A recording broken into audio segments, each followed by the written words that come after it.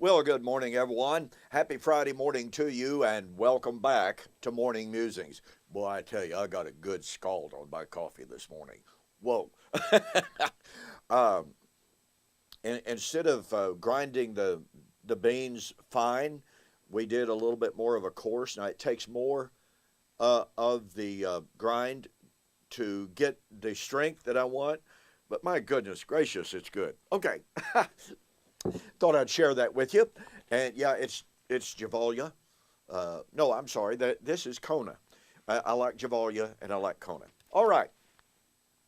Now, this is video number 7. My plan is that this will be the final video in my response and refutation of Kenneth Gentry's recent 4 articles in which he attacked my brand new book entitled Watching for the Parousia, Were Jesus' Apostles Confused? Now, you really have to understand how foundational, how critical it is that Mr. Gentry be able to prove beyond a shadow of a doubt that in Matthew chapter 24, in response to Jesus' prediction of the destruction of the city and the temple, that the apostles were confused. That is, they wrongly, confusingly, ignorantly believed that the destruction of that temple had to happen at the end of the current Christian age, or, as Mr. Gentry puts it, at the end of human history. As I've noted before, Mr. Gentry is very careful not to use the terminology at the end of the Christian age, because Mr. Gentry is very much aware of the fact that the Bible teaches there is no end to the current Christian age. Well, if there is no end to the current Christian age, either the apostles did not know that, if Mr. Gentry's right, or Mr. Gentry's entire paradigm is false. So he very assiduously, very carefully avoids talking about the end of the current Christian age.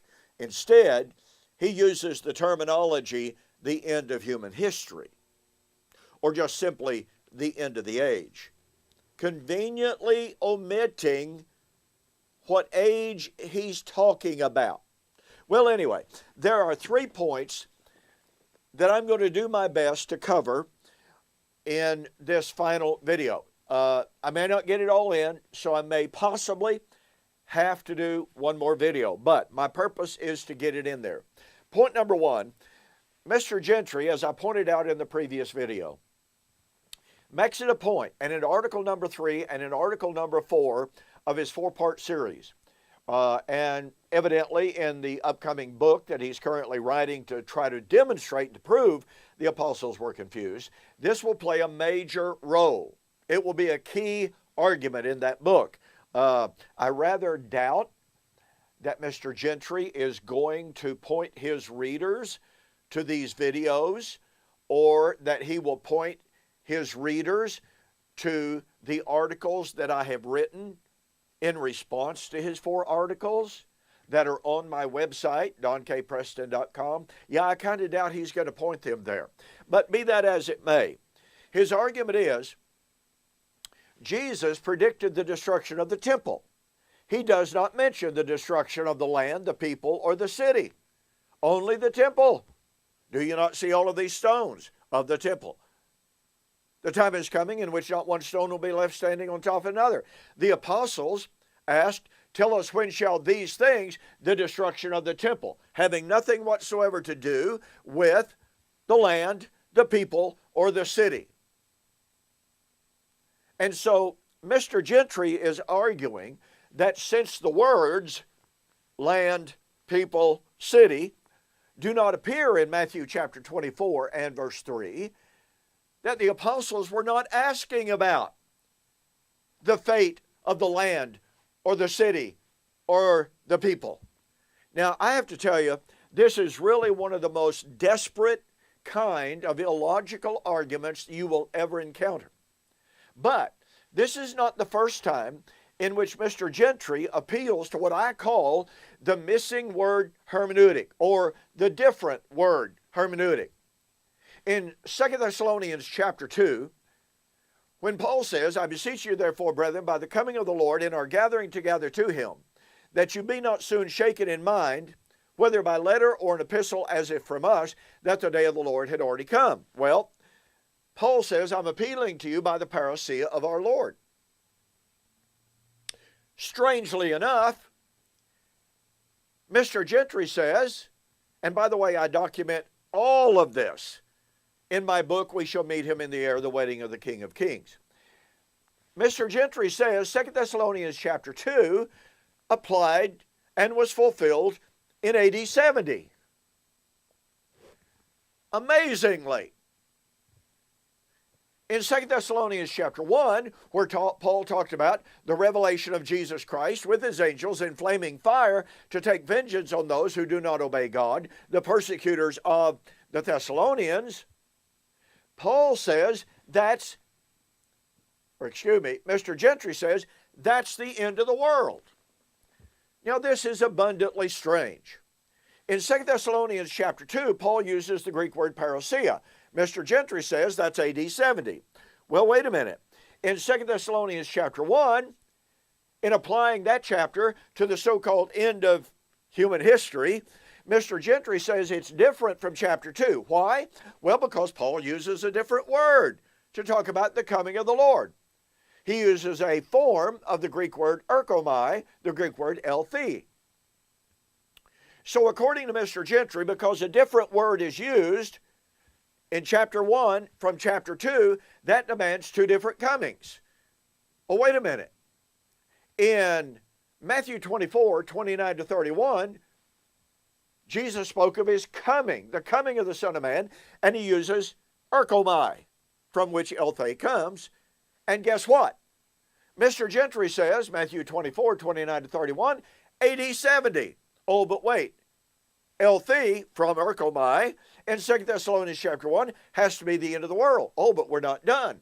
In 2 Thessalonians chapter 2, Paul uses parousia. That's AD 70, says Mr. Gentry. Oh, wait a minute. In 1 Thessalonians chapter 4, 13 to 18, Paul uses the Greek word parousia. Uh-oh. You see a train coming, maybe? Yeah. And he says, that's the end of human history. So on the one hand, the use of different words in 2 Thessalonians demands two different comings. On the other hand, the use of the same word in 2 Thessalonians chapter 2, which is AD 70, and yet Paul uses the same word in 1 Thessalonians chapter 4, and that's the end of the world. Now, folks, you will seldom find a more self-contradictory, a more illogical, and yes, a more desperate hermeneutic and application. His concept is when you have words missing in Matthew 24 verse 3, oh, those things are not in the context. Those things are not in the discussion. But wait a minute. When I could go on and on.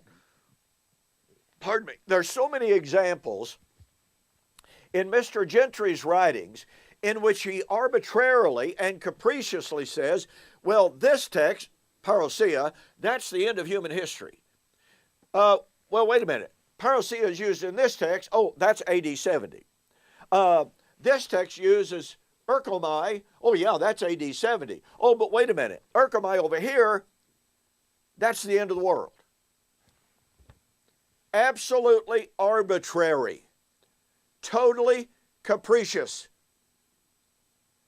Now, this becomes more than evident when we see how Mr. Gentry's hermeneutic of different words, missing words, is used and applied, if we applied his hermeneutic consistently. Let me give you, for instance. Mr. Gentry takes Acts chapter 1 and the coming of the Lord, quote, in like manner, as referring to the end of the current Christian age. But wait a minute. The text of Acts chapter 1 does not mention Christ coming at the end of the age. It does not mention coming in flaming fire. It does not mention the coming of the Lord with a shout. It does not mention the gathering of the saints, and it does not mention the destruction of heaven and earth. Every one of those words and terms is missing from Acts chapter 1. Does that bother Mr. Gentry? No. Even though all of those words and terms are missing from Acts chapter 1, he says Acts 1 is the end of the world. Well, guess what? He goes to 2 Peter chapter 3, and he says 2 Peter 3 is about the end of the world. Well, wait a minute.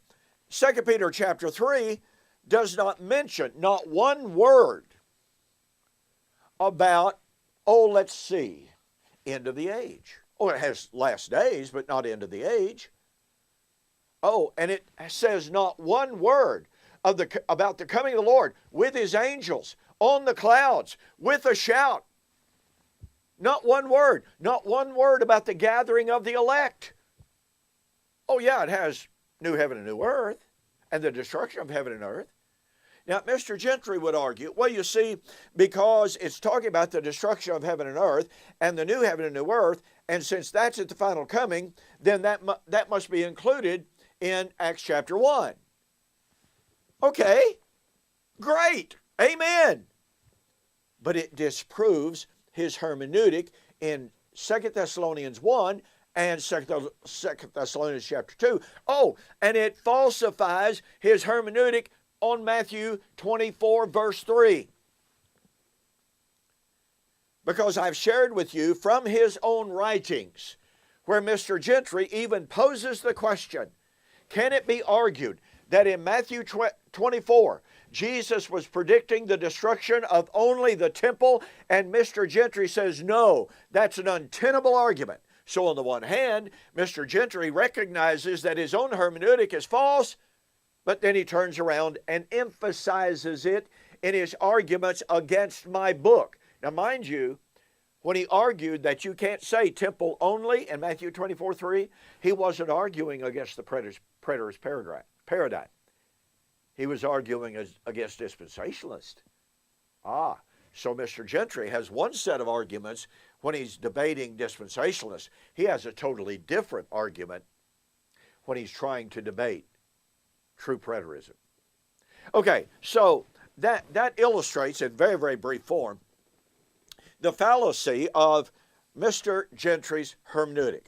The second point I want to make is that Mr. Gentry, as foundational to his divided Olivet Discourse doctrine, is Matthew 24 and verse 36. But of that day and hour knows no man, no, not the angels, and as Mark 13:31 interjects, but the Father only. So, Mr. Gentry, now watch this, based upon his presuppositional, unproven presupposition, to be repetitious here, that the apostles asked about two things, that Jesus was talking about two different things, Mr. Gentry approaches this text, Matthew 24:36, and says, okay, Matthew 24, 4 to 35, Jesus was talking about the destruction of the temple in AD 70. But in Matthew 24:36, Jesus uses the Greek word day, an adversative. It's not always an adversative, by the way. It's very often a connective to emphasize. Nonetheless, he says it's an adversative demanding that he is contrasting what he is about to say with what he has already said. In other words, he's been talking about those days. Now he wants to talk about that day. Well, the question needs to be asked, is it not distinctly possible that Jesus' those days of the Great Tribulation would lead up to that day of his coming in AD 70? Well, guess what? That's precisely what we have in Matthew 24, 29 to 34. Immediately after the tribulation of those days, guess what? They will see the Son of Man coming. Well, isn't that the day of the Lord? Therefore, it's those days consummating in that day. But again, Mr. Gentry says this is an adversative. This is a contrast between those days versus that day. And again, he presupposes that that day is the end of the age. Well, again, we have to ask the question, the end of what age? Well, contextually, the only end of the age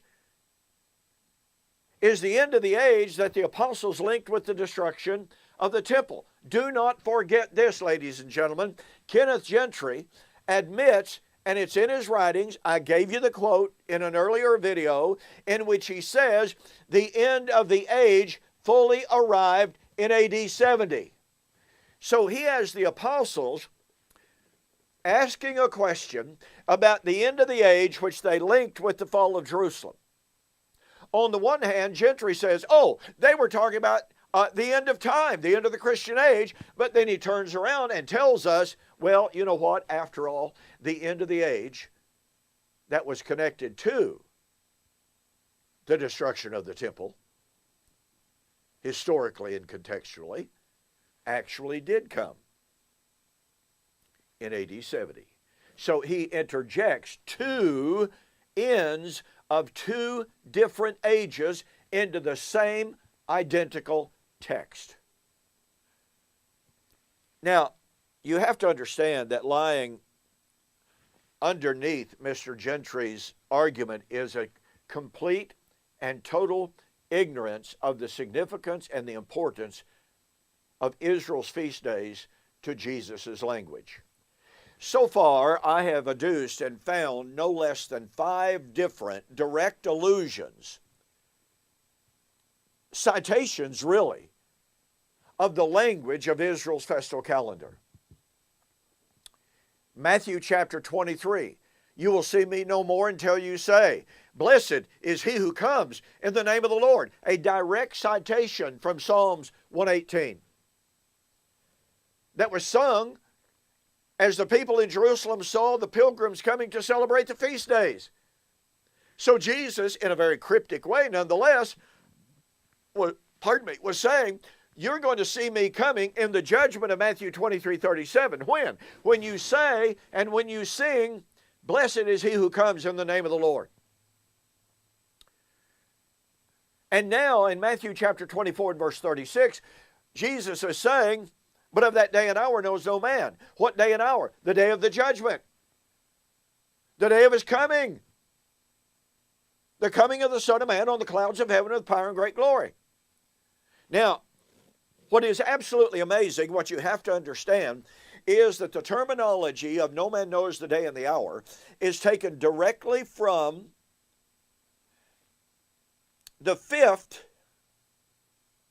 of Israel's feast days, the first of the last 3 feast days, which were Israel's eschatological feast days, and it was called Rosh Hashanah, or Rosh Hashanah. It was the time of the judgment. Now, the reason they called it Rosh Hashanah, it was also called the Feast of the New Moons, and it could only begin at the announcement of the appearance of the new moon. Well, you know, if it was cloudy, if it was foggy, if the weather was bad, they couldn't see the new moon. I mean, you know, after all, it's just barely a little bit of a sliver. And as a result of the uncertainty of being able to see the new moon at the proper time, the high priest would send witnesses out to 2, perhaps 3 mountains in different locations with the responsibility to watch for the new moon, in the hope that, well, if there's clouds obstructing the view over here, they can see it over here. And when that new moon was spotted, the witnesses would come back, 2 or 3 witnesses, would come back and announce the appearance of the new moon. But because of the uncertainty of being able to witness the new moon, that feast day, the day of judgment, was called the feast concerning which no man knows the day or the hour. Now, Jesus told his apostles that by witnessing the signs, they could know when it would be near, even at the door. And he told them they could know it was in that generation, but he told them they could not know the day or the hour. You see, it is only by ignoring, or perhaps denying, the centrality of Jesus' language of the fulfillment of Israel's feast days that Mr. Gentry is able to rip it out of that festal context and say, oh, well, you see, Jesus is contrasting his earlier prediction of the judgment of Jerusalem at the time of the feast days, and make it apply to the end of the current Christian age, which has nothing whatsoever to do with the fulfillment of Israel's feast days in Mr. Gentry's paradigm. Well, that's all the time I can spend on point number 2.